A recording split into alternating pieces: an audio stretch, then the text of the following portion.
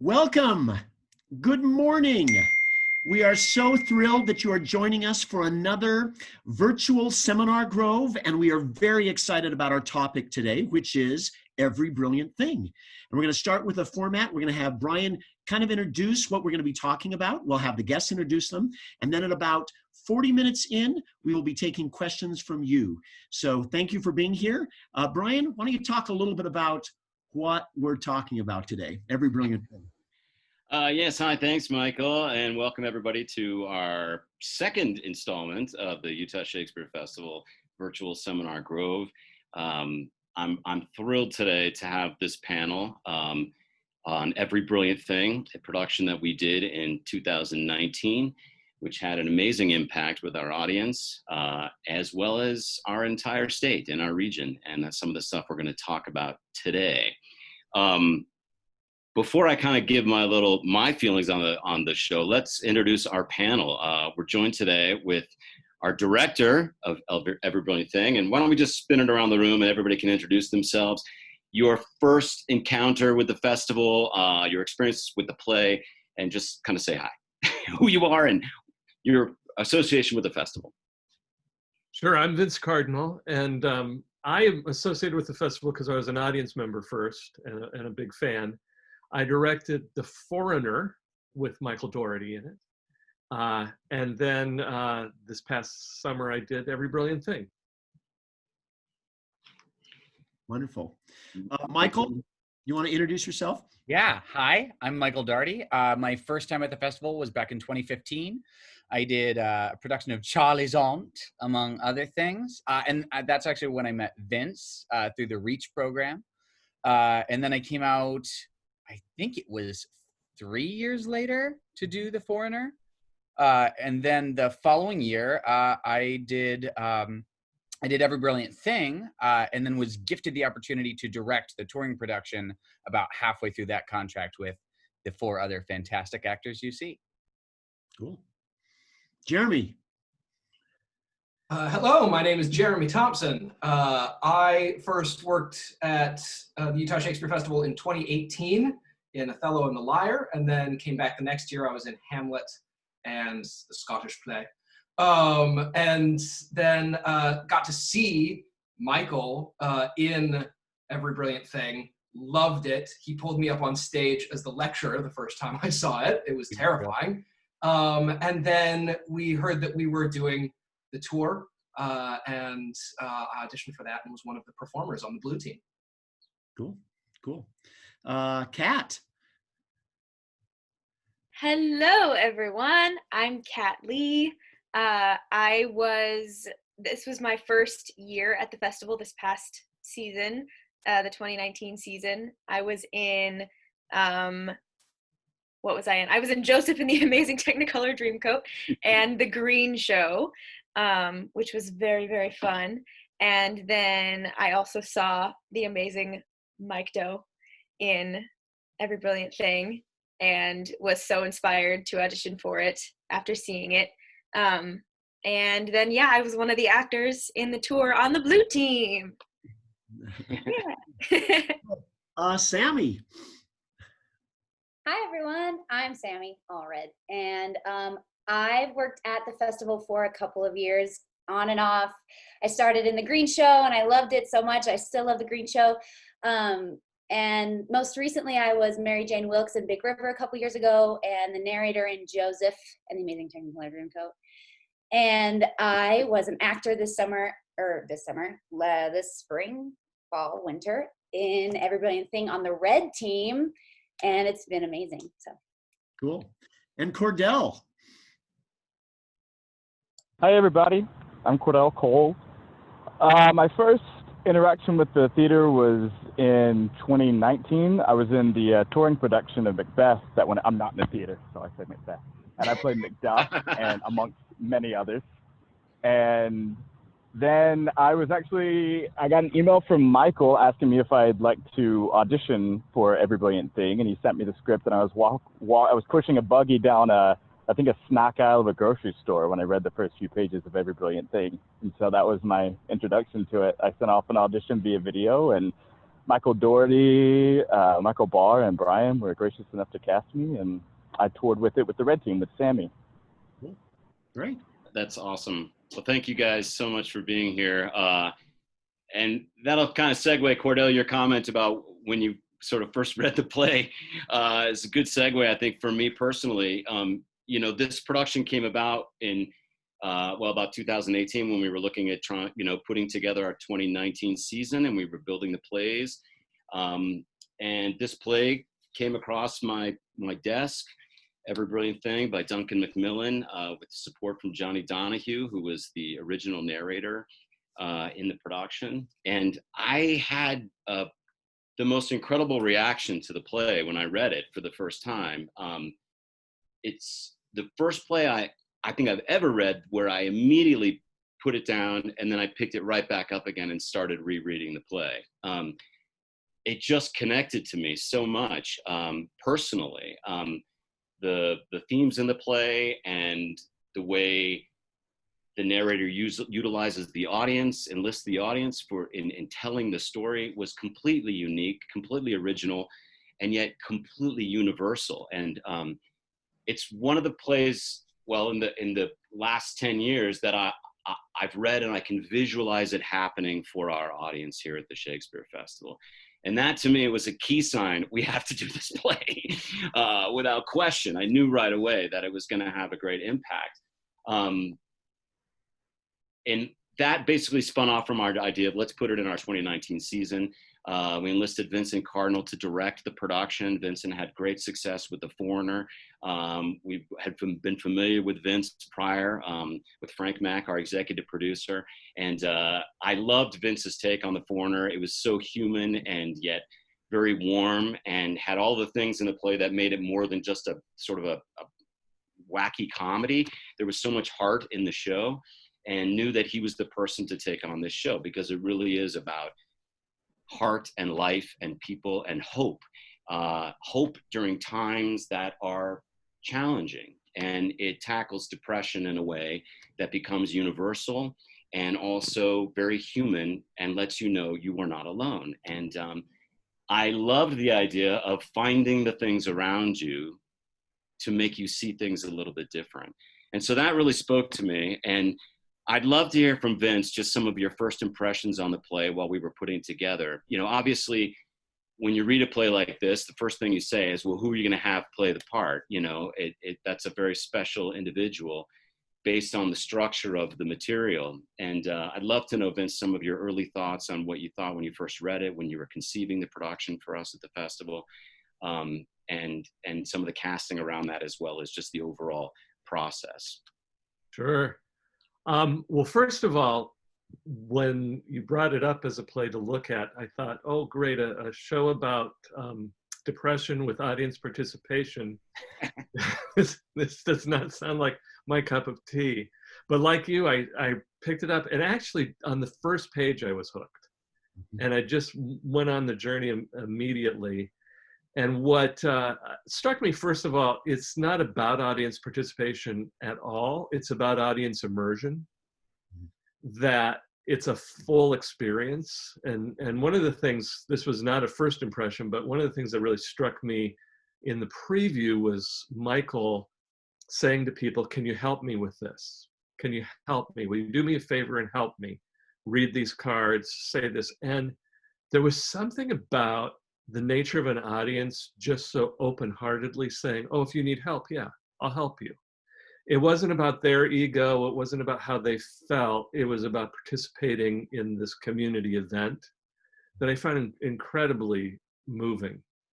I also found in reading it the gentle humor of it, that people, no one is made fun of, no one is belittled. The humor all comes out of the shared situation. And I appreciate the kindness of what you said about The Foreigner, but the truth about The Foreigner is the heart was Michael's. That his approach to that character and his ability to be both funny and honest and live moment to moment made him the perfect person, I thought, to really go into this for Utah Shakespeare Festival and mine the depths of it which I then think he passed on to this incredible cast that took the tour. But those are my big ones. And I guess the other thing I'll say is I don't think you can talk about depression or suicide too much. I think it's something that the nature of that emotional situation is to be quiet and to hide and to not share. So the fact that we had a vehicle that was so powerful and funny and enjoyable and so community-based, to have that conversation, to bring in the light, seemed like exactly what we should be doing. And today, sitting in isolation, I appreciate that even more, that we could bring the light when we could bring it. Wonderful. Yeah, it's definitely one of the, I 100% agree. And I feel like now more than ever, a play like this is the reason why we have plays like this, to help us sort of, there's a universality. Everybody's going through this together. Everybody understands it. So yes, let's talk about it, and I love that. And I agree. And I feel like that was one of the things that audiences really responded to, was that idea of, yes, I don't have to sort of hide in the shadows. Here is someone like me. And in the room, when you're in that room experiencing the play, it really does become a communal event that is about community, and connection between everybody in there.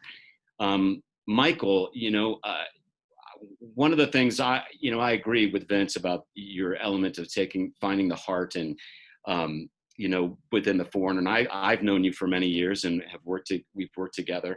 You have a sort of a comedic flair. You're sort of known for obviously your comic skills. But I also think that's one of the benefits of a play like this, that there's also a kind of impromptu nature to the play, where you have to be thinking on your feet. You have to engage with the audience in an in the moment sort of scenario. What was that like for you the first time you did it?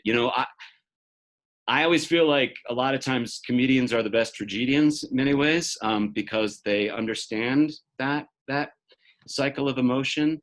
What was that like for you when you first read the play and you knew you were going to be doing it? Was it daunting? Was it exciting? And what was it like when you started, putting it on speed? Yeah, it's funny. Right before we went live, we were just talking about the comparisons between this play and Hamlet, and how like this is sort of like, that very Hamlet quality of like the extremes of comedy and tragedy, sort of all in one character's arc. And so there is something daunting about that. And I definitely think that the scariest thing on my first read was the interactive elements, was the unknown. And as I talked to this wonderful cast as we went into rehearsals, and as I learned doing it, that the moments of unknown were actually the parts that grounded me later on in the run.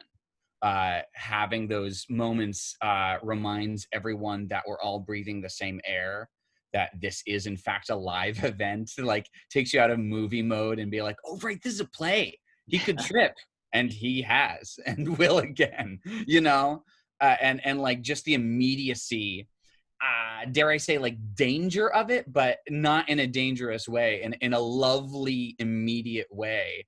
This could go anywhere. And those shows that felt like the worst case scenario was unfolding, where like maybe an audience member was running away with one of their walk-on roles, or someone stood up to hold the piano that I was worried wouldn't be able to like spin it around. They ended up being the loveliest moments, because it gives the power to the audience, and it gives them complete trust. And they in turn want to give that back to the show. And that's kind of the beauty of it, is that it's the most two-way street of an audience actor interaction I've ever been a part of. And it was extraordinary. And you came in off book, right? I mean, like that was one of the things which I'll ask everybody, is it's daunting when it's a solo show. It's you, go, and it's 60 minutes, 65 minutes of 70 minutes of just, you're controlling the show, every little thing. So did you feel like that benefited you? I mean, like, you're a rare breed that way. Let's just preface this by saying Michael Doe usually comes in like with all of his lines. Totally, he's on his feet before anybody else, and you got to keep up with Doe. It's sort of the way it is. You know, did you feel like that benefited you though when you approached it of going, I'm going to come in off book so that I can really find sort of the all the layers within this piece? My philosophy is always like, if I can make a mistake, I will. So my over preparation is entirely born out of insecurity, you know. But, you know, I got a week into the rehearsals and we were done blocking by the end of the first week. And I was like 3/4 of the way memorized going in. Then by the end of the first week, I was memorized because I was like, it's just like, it's not super helpful to be working on this for too long with pages in hand. And I knew that going into the casting process for the tour, but the one thing that we were unable to afford them with is ample prep time before rehearsals began after the casting process, which was just the nature of that process. So we also knew that we were walking into a process where these fantastic people were, you know, going to be learning on their feet and learning with pages in hand, and that we just had to find a way to sort of expedite everything as a result of that. And they adapted amazingly. And that's a great transition. Let's talk a little bit about, because this is not your average rehearsal process. So Vince and Michael, why don't you start us with what did you do to assist the production in getting ready for this process? What was unique about this process? And then let's have our guests jump in and talk about what that baptism by fire was like through that rehearsal process. So whoever wants to start, Vince or Michael, what did you do different within this process to make that work? Well, I think the big difference for me is always a director sort of creates the envelope for the actors to be geniuses in. Mm-hmm. But in this particular case, there's just one actor, so it's very directed to an individual, in this case, Michael. And what was great is we had this incredible stage management team and a wonderful sound designer, and they became all the audience members. So right away, and our assistant director, Juliana, we were everybody for him. And what we did was just try to provide Michael the room to explore and the room to react and throw some curveballs at him every once in a while, so that he could work it. And the thing about Michael, in addition to being completely off book, is he also has tapped into the emotional journey, and to let him find those peaks and valleys as he goes was really important. And then for me, because I'm so used to being kind of emotionally removed and sort of being like, oh, that is funny, and oh yes, that is sad, but not actually expressing the emotions, to become part of the emotional audience in the rehearsal process was really important, I think. And then the other thing I'll say, which was a discovery for me, there was a moment where it was just this creative team in the room, and we were doing the car scene where Michael became the dad, and one of the stage managers was playing the child, the Michael's character as a child. And the bit is the audience member says, why? Everything that Michael presents to him, the dad presents, he says, why? And there was this moment where I realized how beautifully constructed this play is, because at that point of attack, at the point where we want the audience to track what's happening in the play, we're asking why. Why suicide? Why depression? Why do people go through this? And it was so touching and so emotional, and was a moment for me in rehearsal where I was able just to say, oh, I trust this play. Cool. We'll just let this unfold, because this play is there for the actor, and I don't have to sort of wrestle it into the ground to make an evening of theater. Between the play and the actor, we're fine. Yeah. So that was my process. Michael? Well, you know, one thing that this was my first time directing, and I was able to borrow so much from what Vince taught me. And one thing that he instilled in me was this immense trust that, you know, whatever I'm capable of doing that day, or like whatever, you know, I'm bringing to the table is what's right. And I felt so validated every time I stepped into that room. I felt so safe. And I definitely wanted to create that same environment of like yes to everything for all of these fantastic folks. You know, we were up against a time crunch in a way that we weren't, because we had to rehearse essentially four different like shows, versions of it at the same time. So we did have the time crunch. But one thing that all four of these people did that was so amazing to behold is how quickly they were able to put their own stamp on it and infuse it with their own choices and their own like weird, nerdy, delightful thoughts and imprint. And it was I mean, that was a gift from me, you know. So impressions from I'm sorry, Brian, go ahead. No, that's okay. I mean, I was just going to sort of segue into like the idea of embarking on the tour really became about just what you're saying, Michael, like about how we can put this in front of, you know, a wider net. Obviously we had our summer audience and it had an amazing impact on our summer audience, but some of the things about the play deal with depression and suicide prevention. You know, no new information that Utah has one of the highest suicide rates in the country for whatever reason. And it was something that we said, you know, what would this be like if we started taking this to every school in the state, so that we could really begin to open that dialogue with young people, and not only young people, but all walks of life. We had also community productions, and also, so it wasn't just high schools or colleges. But embarking on this endeavor was a huge process, and it was great to have these sort of two teams sort of splitting across the state. And you know, what was that like for you? Where do I start with the tour? I mean, it became this amazing thing. You were doing multiple performances, performing in large venues, small venues. What was that crossover like? You know, I know all of you had seen it. Well, first off, let's get to the process. The rehearsing it with Michael, 4 different incarnations of that. What was that like for each of you, and how did you sort of build your own show? Because that's a key ingredient to this, is like your Cat show, Jeremy's show, Sammy's show, Cordell's show is your show. And Michael building that off of 4 different talents, creating 4 different versions of this play. What was that like? How about Cat?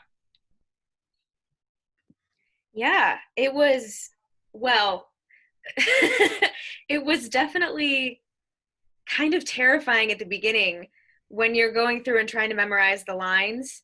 And at least for me, it felt like this is never happening. They have cast the wrong person. I cannot memorize this. It's not happening. But then you do it, and it feels like, you know, you never know what you're capable of until you do it. And there were so many parts of jumping into this process that were just very scary, you know, as an actor who has never done playing a piano on stage, or playing a piano at all. Or, you know, the immense audience participation, immersion that is in this play, and the improv skills that you need to have to be able to bounce back from something if it goes wrong, or you know, redirect something that maybe isn't going the way that you're needing the audience member to go in, or whatever it may be. But, you know, really Michael Daugherty in the room really gifted us with this really safe space to be able to imagine failures that may happen, to fall on our faces while, you know, for the first like week having the book in our hand, and still feel like it's gonna be okay.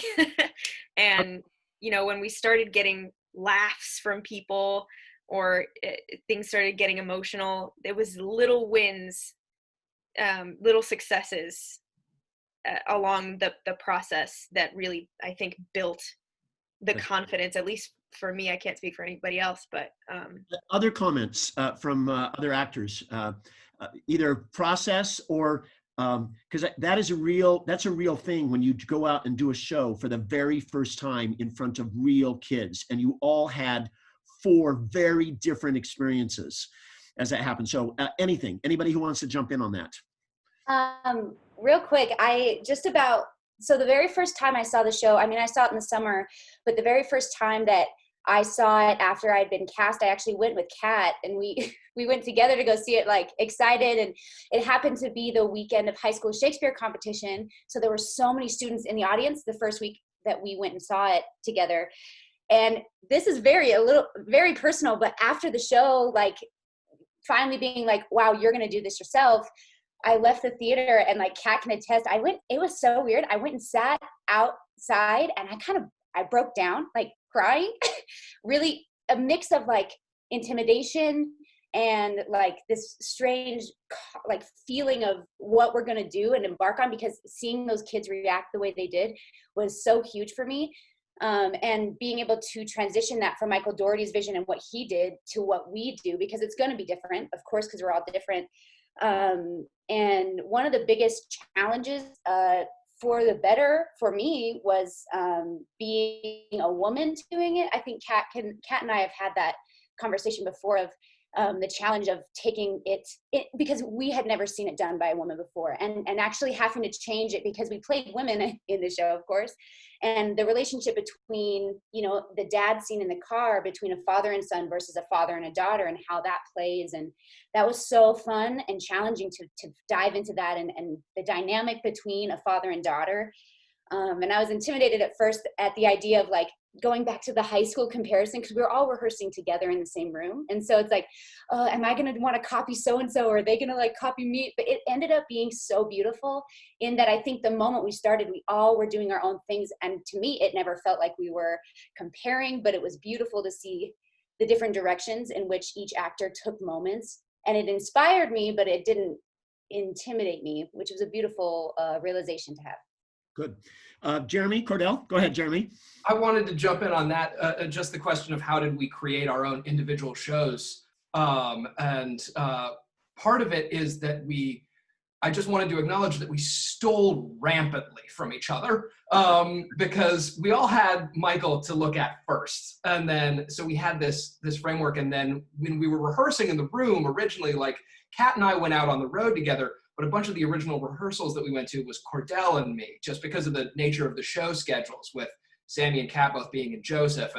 And then we'd switch, and then we'd work in teams, and then we'd have different people in the room, and we were constantly taking notes of, that's fantastic, I'm stealing that bit from Cordell, fantastic, on we go. But then Michael was so wonderful about really wanting to let us bring our own energy to this, our specific passions and experience with the subject matter, and really just making sure to validate us as we were going in. Yes, I love this part about you, turn that part up, and really just letting us know what it was that let us also then branch out and create our own shows, which then I feel like sort of started as we got pushed out the door onto tour, and then only grew from there, so that when we came back together at the end of the tour, and occasionally we would have the opportunity to see each other's shows, and we could see how much we had diverged, developed, grown in that regard. Cool. Cordell? Yeah, I was super paranoid at the beginning of this rehearsal process. Michael Dougherty, I don't know if you remember this. I sent you an email and I said, hey, bro, so as far as these lines go, I'm thinking maybe if I'm up booked by this date, are you okay with that? Like, will you be my friend if I do that? And he was like, yeah, that's great. I love it. I thank you for your thought, your input. But specifically Michael directing, what I really appreciate was the safe space and the ability to, just because Michael Dougherty did it one way or Jeremy did it another way, like what I may have taken as angry and what Jeremy may have taken as hurt, he just said, just do it. And whatever your show is for you, like I'll note your show and then I'll note Jeremy's show.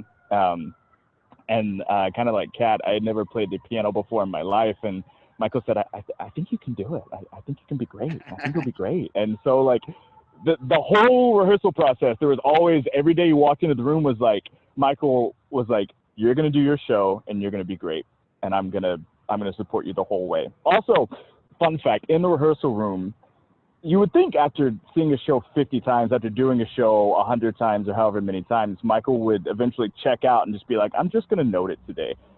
Doing any of our shows, you could look at Michael Doherty in the background taking notes and like bawling while he does it.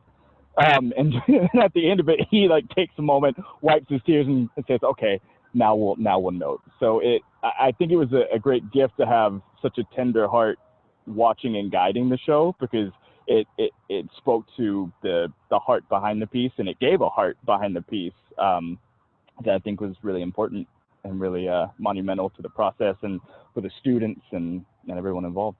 Cool. I want to jump into the shows now, and I'm referring to both here and also once they're on the road. There are key moments in this perfect script, as Vincent was describing, where you know you got that audience, or that audience engages in a way that you've never had before. So can we just, no order here, just share with us some of those? I know when I was watching it, I would come and I go, okay, they got them. You know, there's key landmarks, places within the. So can you tell us about what happened within those diverse, wonderfully different productions that you went out there? Are there any memories of a particular person in the car, a particular way they react? And I saw all your smiles there because, those were multiple shows. So just any reactions. And on that note, if there's anybody online who would like to ask us some questions, we'll be jumping into this in about 8 minutes. Okay, so you can put those questions in. Go ahead. Any comments of key moments that rolled over you? I'll hop in with one. Well, first, I just want to say that like one thing that always occurred to me as these actors were about to set out to do it is that what they were about to step into and what I was doing were vastly different things. Mm-hmm. If this show is riding a bull, I was riding a mechanical bull and handing the joystick to an audience member I trusted, and they were riding a literal bull in a stadium that had no walls. Like it's insane. They were doing it, like I was doing it in front of 80, mostly adults at a time, and they were doing it for hundreds, possibly over 1,000 kids at once. So what they were doing was so it was extraordinary. And I would read these production reports and be like, I never even thought that was possible. And like, I just have the utmost respect. And like, I think these folks all understand it in a way that I couldn't unless I had gone through that experience. But my favorite memory that I have attached to this is actually related to the finding volunteers to hold the keyboard moment and getting them to spin around. I selected, I was like, does anyone else want to help me out? Because I only had one volunteer, and this older gentleman raised his hand, and he stands up and he needed assistance getting up on stage. So I assisted him, and as I'm doing it, I'm like, what am I doing? He's got to spin around. Like I didn't take it through.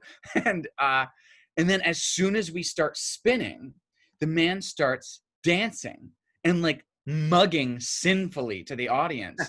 And the moment of catharsis, of release, of joy from he and the audience, like it was the most beautiful and defining moment of that show. And I just another instance of like, is this going to be a disaster? No, this is why this show is incredible. Cool. Others? Sure. I think. Oh, go ahead, Jimmy. Go ahead. No, you got it, Cordell. Run with it. Okay, thank you.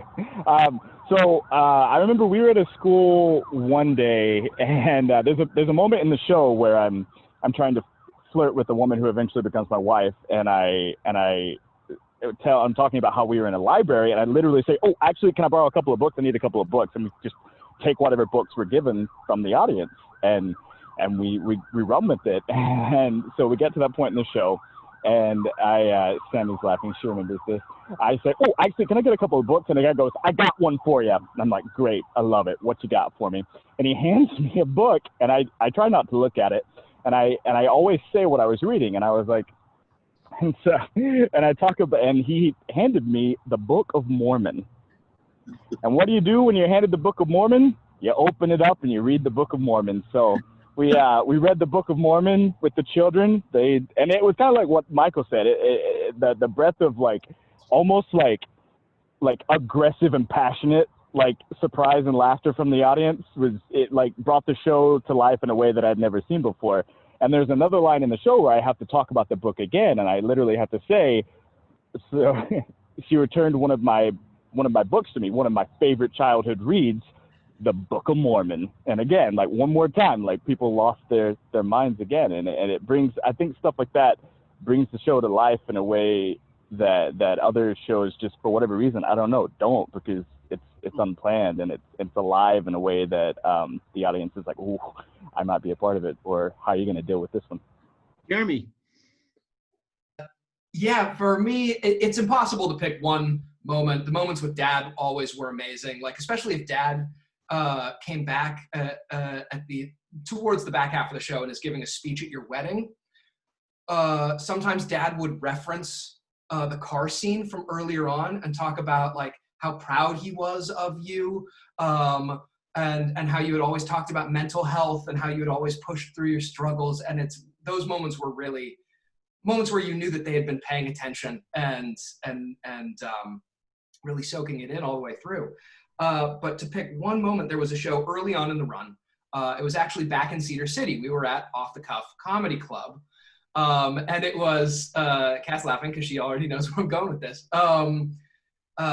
It was early and like Michael said, the audience interaction segments where you invite someone up on stage really became these sort of like posts that you would climb on through the show. Early on, they were still a little bit nerve-wracking.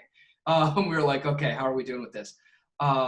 We were working with a residential treatment school for that show. So all of the students had some experience with the subject matter. They had all been through some sort of trauma. Some of them had attempted suicide before. Some of them had family members. They were a little more comfortable with the material sometimes than public schools where kids might have their walls up, you know, and you have to sort of invite them in. These kids were a lot more ready to engage with the darker side of the subject material. Early on in the show, there's a moment where we're recounting having to put our dog down as children.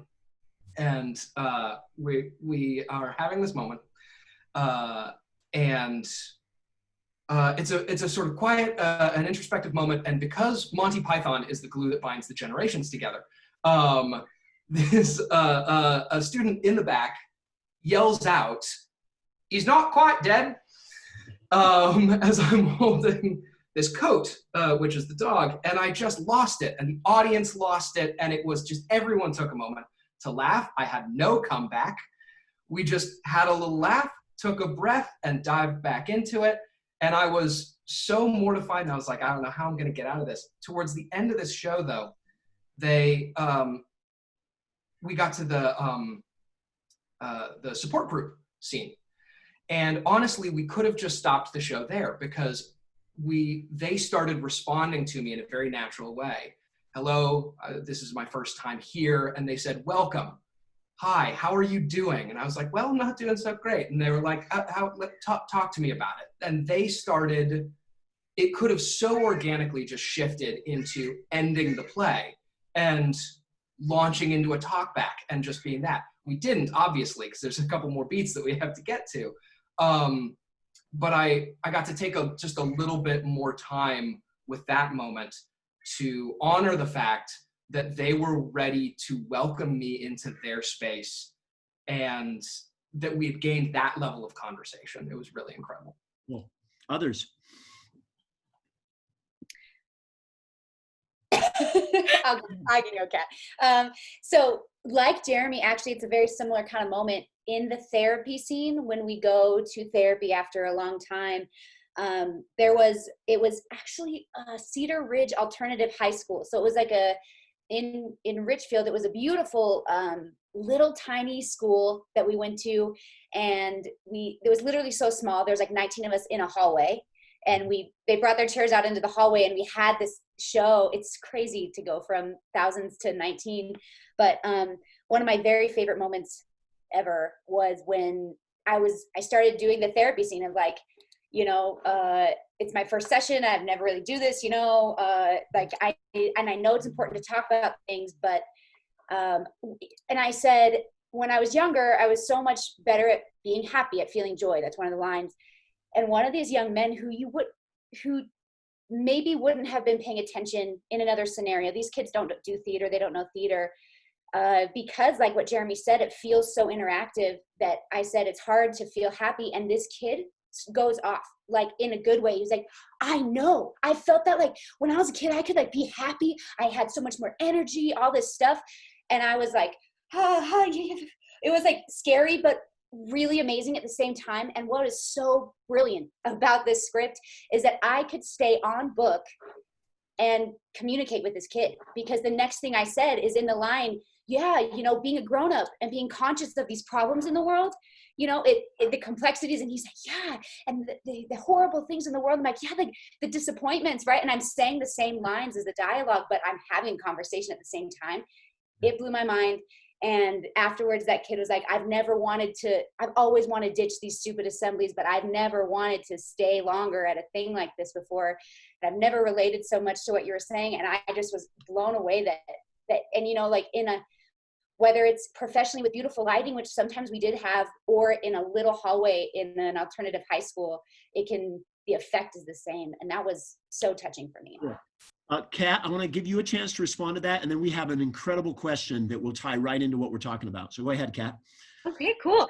I have two short ones.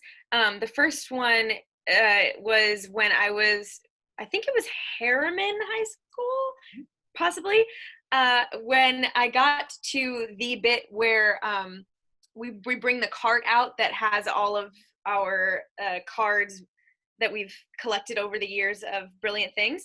And I think I pulled out the shirt sleeve and the bell rang, and there's this mass exodus of students just leaving. And I was like, cool, goodbye, in my head. And I like stumbled over my next line, but tried to keep going. And there was another high school there, a really small high school that had come to join the other one so that they could use the auditorium because they didn't have one at their school, I think. And Jeremy, I don't know if you remember the name of that school, but I don't. And one of the kids from that school, they weren't moving. And she went, "Don't worry, we're still here for you." Like yelled it up at me, and I was like, thank you. And that was just a really wonderful moment where I was like, you know what? You guys are still here, and this is for you. And then the other one was at a really small school in their little theater, and I got to not the very end, but the grief section where the narrator, I don't know if we're not doing spoilers. Oh, no. Spoil away. Okay, great. So the narrator's mother dies, and the narrator, says, what do we say? We're there. It was a really like tender moment, and then the Hallelujah chorus starts playing as the bell for the last bell of the day was the Hallelujah chorus. And it was very funny. It was very fun. Yeah. Out of context. Yeah. But they stayed with me the entire time. They could have just broken down and started laughing and started leaving, but they were like determined to see it through to the end of the play. And then, you know, the line at the very end of the play, number 999,998, inappropriate songs played at emotional moments. That really landed that day because it had happened to us. Yeah, that's what I got. We have a great question here from Melissa, and I want to make sure, hi Melissa, Were there resources you wish you had while you were on the road to help students better understand the importance of mental health? And what resources did you have that facilitated that conversation? I think it's really important right now. And we're in question time, so we're going to start moving really fast here. I want someone to talk about what was very important with the QPR training and what QPR is. Who wants to take that? Who wants to jump on it? Jeremy, you got it. What's QPR? Great.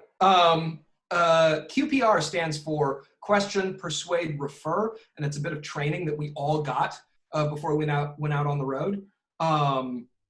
Basically, that is the process you go to if you think someone is having a mental health crisis. Question very directly, are you thinking about suicide? And then letting that response be whatever it is. And we talked about this on the road so much that if that's a no, great, that's fine. If it's a yes, also fine, because you have to get to a place of that yes so that you can start to talk about it. So really, especially when we would talk to students after the show, some of them were going through some really hard things, and we would go into this. Persuade is then persuading them to continue to talk to you, to check in with you later, asking if they have a specific plan. And then referring them to a mental health professional. Kind of like CPR, if you're certified in CPR, you're not an EMT, but you can keep someone alive until a medical professional arrives. And so QPR training was really useful to us. We used it pretty much every day out on the road, just as a way to very frankly talk about the emotions that come up in this show. And then the amazing thing is we had contact info for counselors at every school that we went to. So we would make these referrals. We could, because we get back in the van, we go back out on the road. But there were people in these communities that we could get people connected with. And that was really, really important. Yeah, and I think all of you can attest that every talkback, students came up after the show, and there were referrals that were happening at the end of every show, or confirmation. And you're seeing, I got to see the performance reports where those things happen. It was important to us that we connected to the Hope Squads. Hope Squads are teams of students specifically designed to help their peers in suicide prevention, and also to help with counselors as well. So good. Anybody else want to tack in on that, or I can jump to another question here too. Any other comments? Cordell, you were going to jump in on that too. No, about 3/4 of the way through the tour, we actually, a state representative hooked us up with great information about the Safe Utah app and gave us kind of a crash course in referring someone to the Safe Utah app. If anyone's watching in Utah and you feel like you need to use it, you can actually download the app. And there's actually a section where anonymously, if you just say, hey, I need to talk with somebody, you send it out, and then a trained counselor who's gone to college and received training is on the other line and will just shoot you a message back and says, absolutely, what do you need to talk about? And so we started giving that as a resource to students as well, and sometimes even talking extensively about it in talkbacks. And when the tour went out, we actually had resources online on our website with multiple resources there. And our stage manager is jumping in. We will post those on the Facebook, on our Facebook page too, so you can have those as well. I do want to ask from Allison, how do each of you cope or work through the intense feelings that you have to portray each time, or literally being inundated daily with the grueling road schedule, and then doing this show where you are inundated daily with all of these students that are coming up to you and sharing this with you? How do you cope with that? What do you do with that? How do you take the advice of the show and live through this? And were you prepared to do that? Thank you, Allison, for that question. For me, there were days, I think actually Blue Team had more intense than us. There were days where we would do the show back to back to back to back in one day. And you had multiple times you did the show a day. And that is fatiguing, of course. I can't applaud the script enough. I believe doing the script, it's such a roller coaster ride of humor and sadness that getting to those low points, they're very much earned, even as an actor, to like really break down, because you've just been going so much, you've just been talking. And to me, that was really helpful to have the natural roller coaster, to be able to kind of fall down in those deep lower pits and just like be able to sit in it because you're actually tired. And dealing with the emotion of it, it was so beautiful. Well, it was nice to have the tour together, to be able to decompress after every show. After every show, we had a post-mortem where we got to like talk about what went well in the show and what didn't go well, and how we felt, personal moments and stuff. And I think for me, that fueled me for the next time, to be able to know if something was hard, or if something was really moving, we were able to talk to each other about that. So that was a kind of a therapeutic thing for me to be able to have during that run. Yeah. Thank you. I do want to share that actually this link is still active and live, www.bard.org/brilliant tour, and you'll find a whole bunch of resources that we've been talking about right here. So thank you for that. Yeah, that's good to mention. I was going to mention that too, Michael, that, you know, if anybody needs to talk or wants to have an outlet for that resource, we will provide all that information. Feel free to contact us or go to our website, and we'll also put it on our Facebook page, all those resources, because there were multiple organizations that assisted and helped continue the mission of this whole production, as well as the tour throughout its span. And we're very grateful for their support, actually, which is really terrific. Let's thank them now. Why don't we thank them right now? So thanks to the Hemingway Foundation, Southern Utah Area Health Education Centers, Utah Division of Arts and Museums, Utah Department of Heritage Arts, the Ashton Family Foundation, Southern Utah University, the Utah State Legislature, Spencer Cox, KSL television. There were many, many people who helped make this happen, providing both funds and resources to make that happen. So great. You know, one of the things I love about the show also is this collection of brilliant things, you know, that it becomes the sort of the anchor of the show is the character, you creating a list of brilliant things. And one of the things that I think is unique to this production is also we solicited audience members to provide their own brilliant thing, and created, you know, we had little sticky notes after every show and for them to write them down. We put many of them on a mural outside of our theater. On the road, I know you had a placard for people to write down their brilliant thing. Was there one item that was more frequent than another? I would love to hear that, of you looking at them, reading them, that people put that was something that sort of rose as something that people recognize as their main brilliant thing. Was there any item that was more popular than others? The smell of rain. We got that one so often.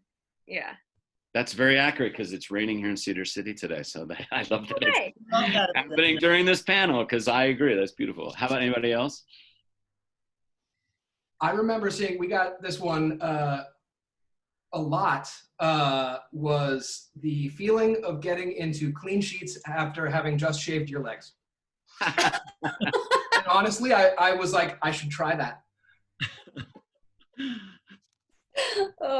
Good. Others?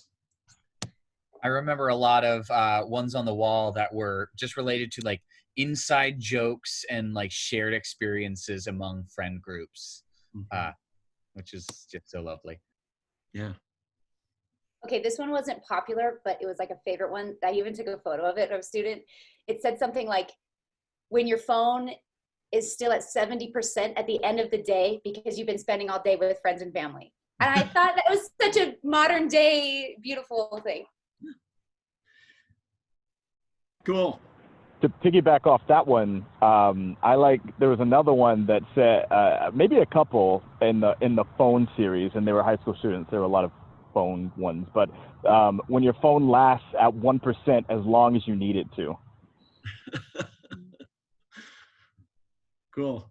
Yeah, they were fun to read, all of those, you know, on our mural that we put. And Ben Holman, our prop director, was so fabulous with this production. You know, there are something like 68 props per performance that are cards that are passed out to the audience, and they include, you know, number one, somebody reads ice cream. And but on the tour, I mean, the amount of material, it was basically about 10,000, almost 11,000 individual props that we had that we took out on the road and creating those. And so we also wanted to also collect all of those comments that we had afterward, and we do have them. And I know we're hoping to put a display of that together for audiences to enjoy when they come back to the festival, when we come back to the festival this next season.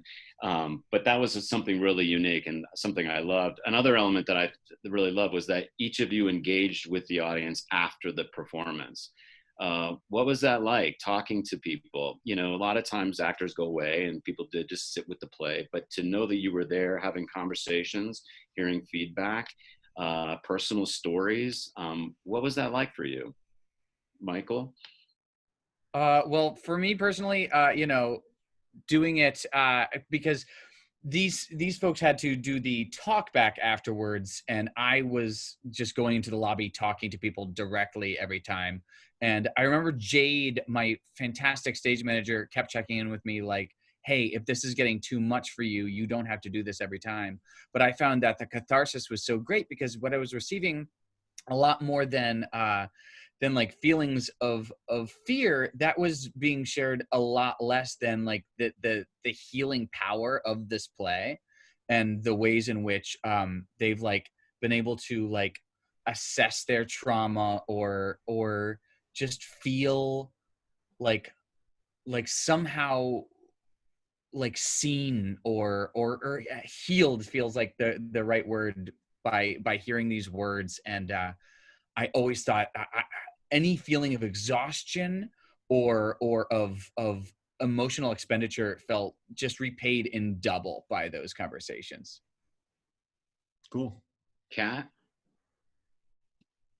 Yeah, it was so, a lot of the times that was my favorite part, especially because sometimes going into high schools, if it's really early in the morning, they may not be totally awake yet, or, you know, it's at the end of the day and they're really thinking about what's happening after school, which is totally fair and valid. I probably would have been in a similar headspace too, but, you know, getting to that point where the kids who really needed to hear it that day can come up to you and talk to you about how it hit them and their experiences and how grateful they were that we brought that to them.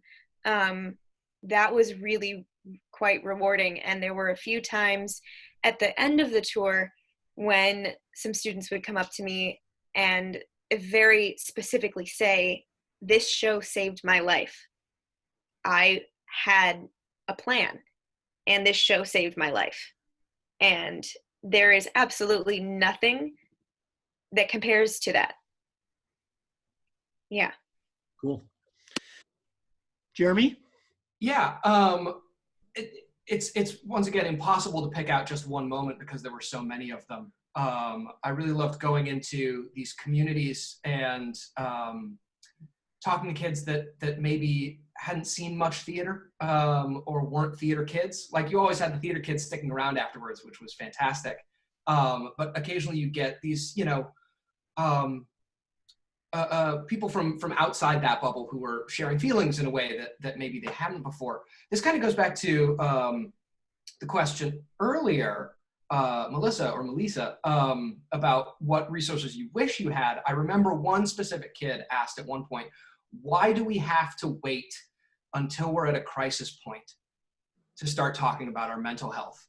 And I suppose that's just something I wish, not necessarily for the tour, but just in the world, we've kind of got this setup where unless you're at the point of having a crisis and making a plan, we don't have these systems in place to start talking about this. And I think this play creates that space in a way of, you know, making it okay to start having that conversation earlier. And even if you're not at a crisis point yet, especially right now where we're going through a pandemic and everyone's very stressed about a lot of things all the time, just continuing to check in with yourself. And even if you're not at the point of having a crisis, being aware of just where you are at any given point, I think that's creating that conversation is the most important part of this play for me. Cool. Sammy?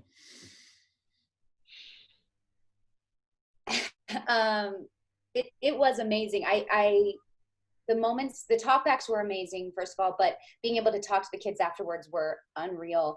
To be able to, sometimes it got to the point where we were able to, because of our QPR training, being able to ask them straightforward questions enough that it was simple and kind, but straightforward. I remember one comment from a student said, the show is straightforward, but not intrusive, so that you can feel like you are getting help or you can ask about help. We had kind of a system in place with our company manager, Austin Andrews, where we would be talking and he kind of would hang around us, because a lot of the kids felt, because even though I think they sometimes assumed it really was our story, and so they would talk to us in a way, did you guys feel that too, where it's like you're actually sharing your own story, so they're sharing theirs. And Austin would kind of linger around, and Cordell, if you remember, we'd kind of play the game of, well, we do have resources for you. Actually, our counselor, Austin, would you like to take? And then it was just this smooth transition where sometimes the kids needed to go. We asked them if they'd like to see a counselor, would never make them. But they would say yes, and Austin would just sweep them away so kindly to the counselor, and then we could continue talking to students. And it was a beautiful format, because I often felt inadequate to talk to kids about their own personal situations. That's not our job.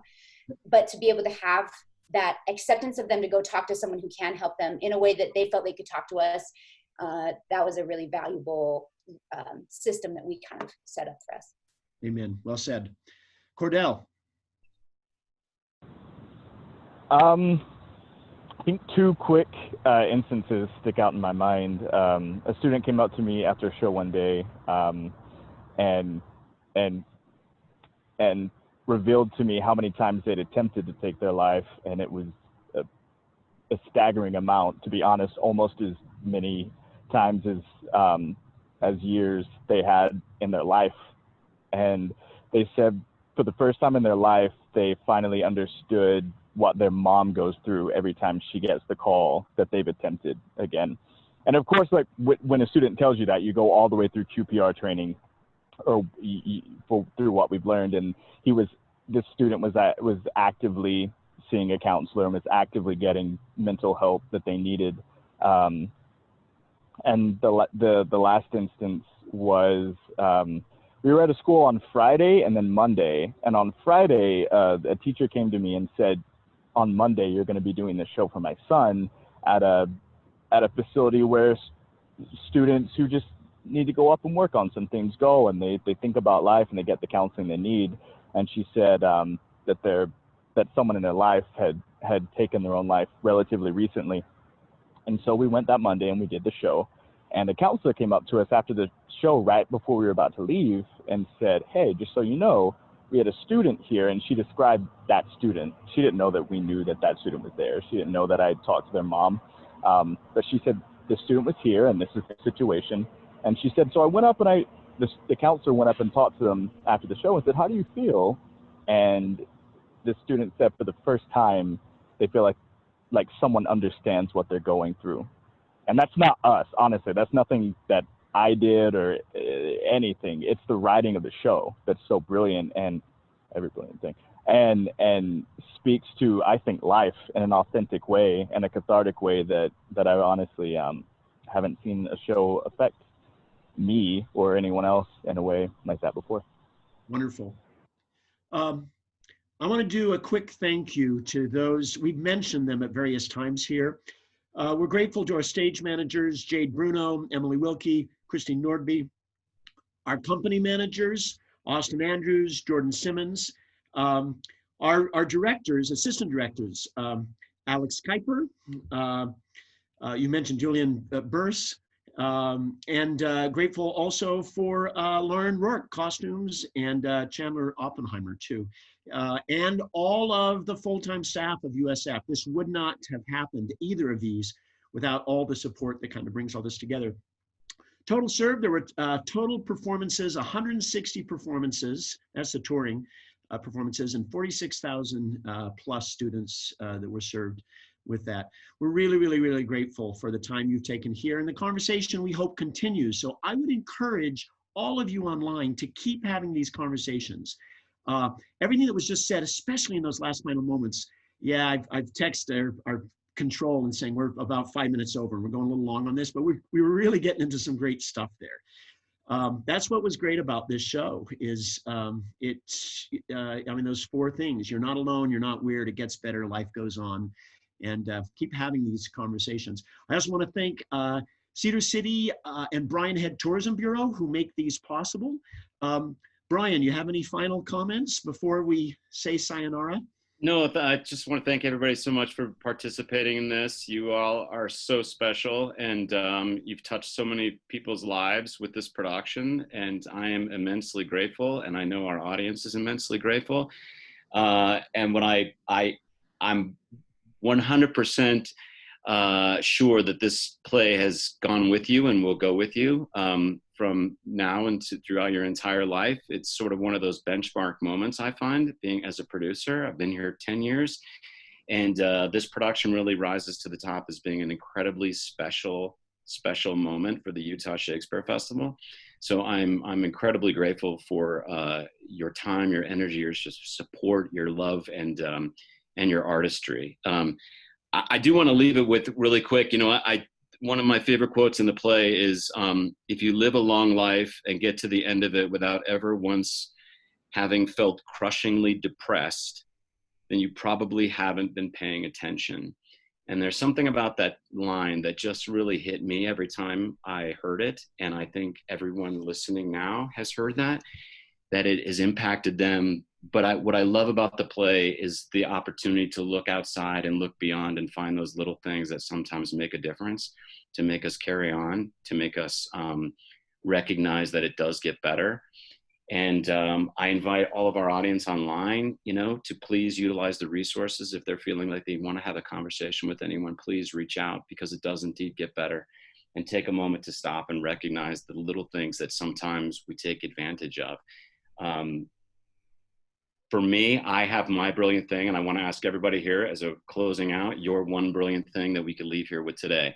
Mine is that we have the opportunity as theater people to create life and share that with other people, to impact change, which I think is very vital and very important to our world.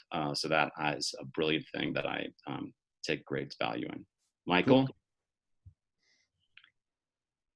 Me, Michael. Michael Doherty. Brilliant thing. Oh my gosh. Virtual reunions of people where there's lots of mutual admiration and respect. Vince?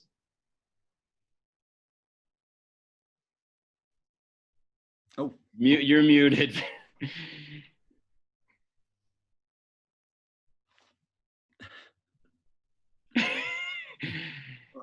Mute buttons, right?